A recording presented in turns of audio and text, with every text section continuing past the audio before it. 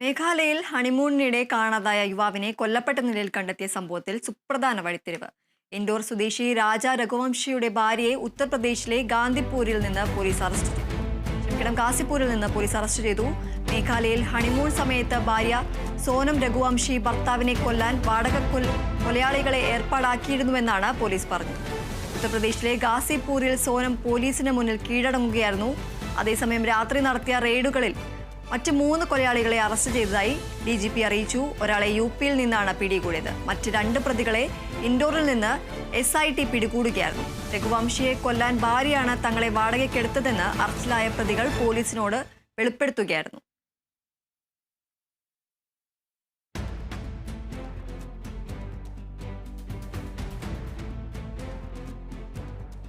മേഘാലയയിൽ ഹണിമൂണിനിടെ കാണാതായ യുവാവിനെ കൊല്ലപ്പെട്ട നിലയിൽ കണ്ടെത്തിയ സംഭവത്തിൽ സുപ്രധാന വഴിത്തിരിവ്.